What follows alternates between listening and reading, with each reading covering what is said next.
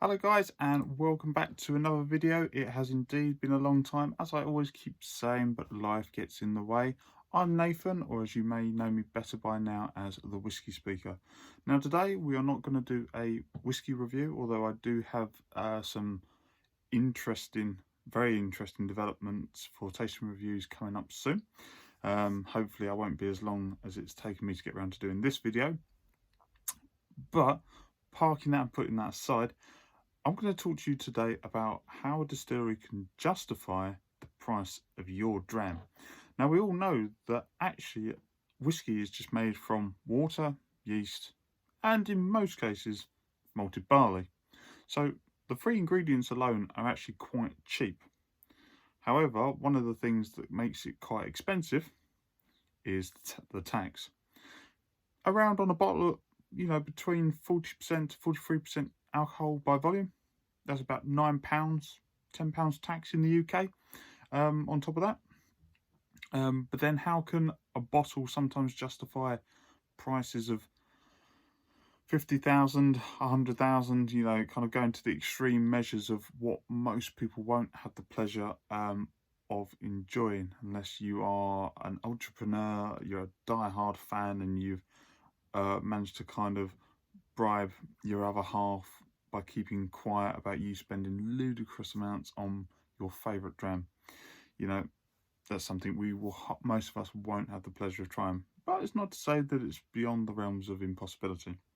But I do slightly digress. So drawing it back to that question, how does a brand justify the price it asks you to pay as a consumer? Well, there are now several factors in this. Let's start with the top brands. So the top brands are Glenfiddich, sticking with single malts in this particular scenario, Glenlivet, and then you've got from the Singletons range, Diageo, you've got Glendallen, Glenord and Dufftown, and then you've got others like Macallan, Glenfarclas coming in at like the top premium products. So they're kind of in an interesting situation whereby they can charge because they have a higher standing, because throughout the world their bottles are seen on the shelves, so therefore they have a high presence in the marketplace, so they can slightly dictate. But also because they produce such a large volume of whiskey at the same time, if they chose to reduce their prices, they can. But they also have a collector's market element to them. So that's one of the things we should touch on now. So collectors, some people are die-hard fans of a particular brand of whiskey, and I'll give you an example here. A recent bottle that came out in 2001, Ardbeg's, Ardbeg, not very good pirate impression, but that one. Ardbeg, as we know, a lovely peaty whiskey from the island of Islay, has die-hard fans chasing after it. So when you've got something like an Ardbeg, people want to collect it as part of a series. People specialise in a particular series. And that bottle, I think, at the time costs around about £80. And if I remember rightly, albeit, probably cask strength for 51.8, no age statement, but yet a good solid £80 all day. They can justify it because they have identified the fact that they know that people want to buy anything that they produce for their collection, to kind of almost have bragging rights. So that's what the distilleries have managed to tap into. Another aspect that distilleries can justify a high price is when they produce commemorative bottles, whether that be something like a royal wedding, so that's like a UK, in this particular case, national interest, or if the distillery celebrates a particular anniversary, like this, Glenfarclas 185-year-old. 185 years, eh? God, still going strong.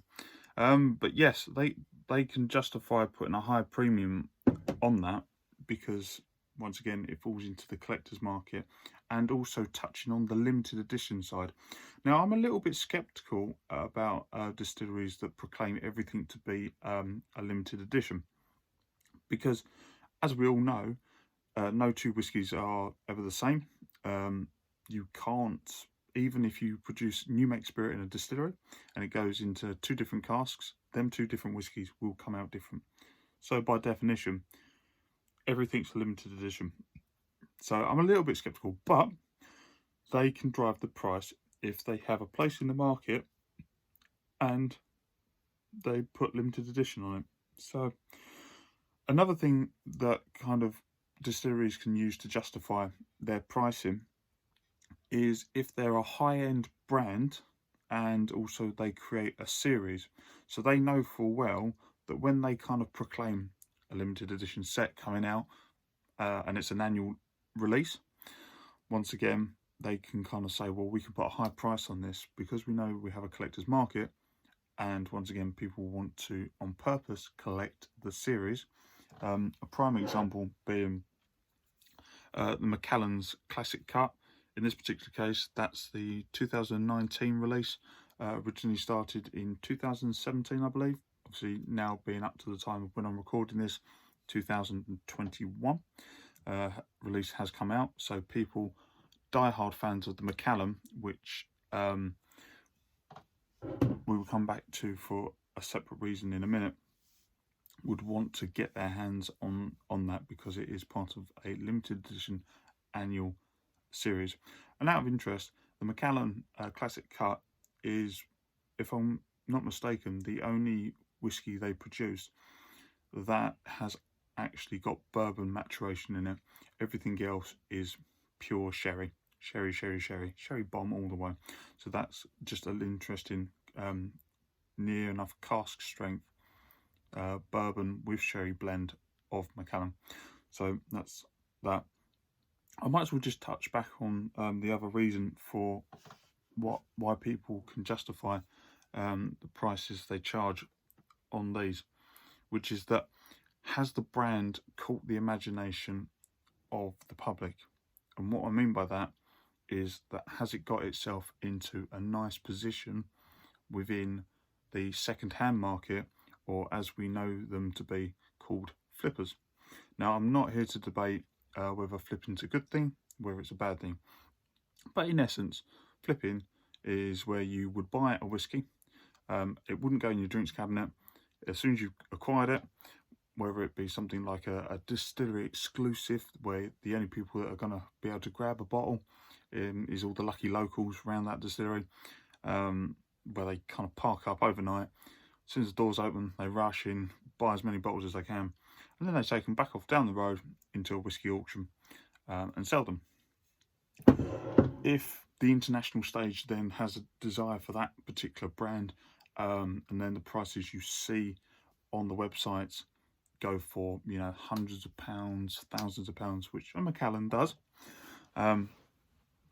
then they basically create this hype and imagination that now kind of stimulates the market, that company can go back and say, well, if that bottle we only sold for £60 is now fetching £200, let's now sell it at £200 because we can, because that's what the market now says we can be allowed to do. Another example actually of how a distillery can justify the expense of putting out a whiskey that, you know, a competitor might only put their bottle out at £30 or £40, is first releases.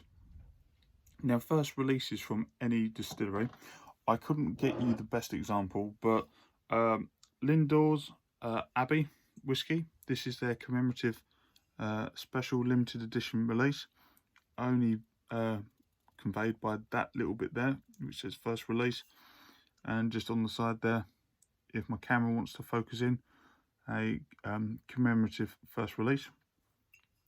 Now, these guys actually have priced their whiskey reasonable, but they are new to the market, so they have opted for a reasonable price to stimulate an interest in them. But some distilleries, the point I'm driving at is the first release, they actually go really high on the price, because once again they know that the world wants to be the first to review, to taste, to boast and all that, and sometimes they put a really high price on it because they can speculate that people want to be the first. They want to have them bragging rights, almost like getting the first into a cinema and then being the first to review it. Something like that. You want that kind of bragging rights. So Lindor's not being that being a first release, but not necessarily the example of, you know, expensive first releases. In time, they become expensive if the brand then actually picks up. Distilleries also have become aware that when they discontinue particular bottles or a core range, they can also justify bumping up their price because they can turn around and say, once again, it kind of goes back to that limited edition factor, that we're running out of stock, guys. We know we're selling this off the shelf left, right and centre. But when we kind of send it off to all the retailers out there, we're going to put a high price on it, and then in turn the retailer has to put them costs onto the consumer once again. So if they know they've got a following and the brand then becomes a discontinued brand, but the distillery itself will continue to run, then that can bump up the price and justify it. Other things that can justify the price you pay might be something like, let's go for some classic brands, and it would be interesting to see how these play out in the future, like Brewer, which, as we know, as of 2021 has come back online, but the premium prices on them whiskies are astronomical. Port Ellen on the island of Islay, once again, Diageo, reinvigorating, reopening, re-energising it, but the bottles are now easily in their thousands of pounds, whereas in the early 2000s, literally you could pick them up for between 100, 190 pounds. Crazy prices. Or let's think of something like Pityvach, once again, which was meant to be a blend component. They can charge a high price on Pityvach because they know full well the distillery does not exist anymore. Stocks are running out, and they can say, well, we've got control of the stocks. If you want it, this is the price you are going to be prepared to pay. Otherwise, you're not getting your hands on it. You know, whether you're either curious, whether you're the collector, whether you're the connoisseur, you know, they can do that. Other examples can be stuff like when a distillery that's still functioning has ripped out a particular style of still, and that can be something like a continuous still or column still or something like that. And in the 80s, there was quite a lot of distilleries that actually had column stills and made maybe kind of heavier, meatier spirits, maybe heavier, peaty spirits, but kind of tried to balance that with a continuous column still, which would have made like a lighter spirit. So it's that kind of tussle between what will win out, the heavy elements of peat and everything inside column stills, which will try to balance that out for a lighter spirit. All these distilleries, you know, they were meant to be kind of components for blends at the time of the companies, but the distilleries themselves still run to these days. And yet the column stills have been ripped out. Once again, the stock is running out, whatever's left, and the majority of it was meant to go in blends. Companies can advertise that and say, what you're trying to drink or what you will have is a piece of history, because one, we can't produce it anymore because we don't have the equipment, and two, actually any stock that we do have left was meant to go into a blend. So you trying it as a single malt example is very, very rare, and you are going to be the lucky chosen ones to have that pleasure of drinking it. So guys, I hope that kind of gives you some sort of insight into why distilleries can charge the prices they do, whether it be from your £30 bottle of whiskey or something as extreme as, you know, a Dalmore 62-year-old, which is going for what I call house money, as an example. It's all about, is it limited? Has it caught the, you know, consumers' imaginations? does it entitle you to have a status or bragging right by owning it? Is it a first release? Does it have a natural following? Has the price of the distillery been hyped and created by the second-hand market of flippers? All these things come into play. But as ever, if you do have any questions about anything I've said, or you want any more advice, or even if, like, as I always say, if you think I've said something that you're not quite happy with, then please do get back in touch with me. Drop me a comment in the box below, and I'll be more than happy to respond to that.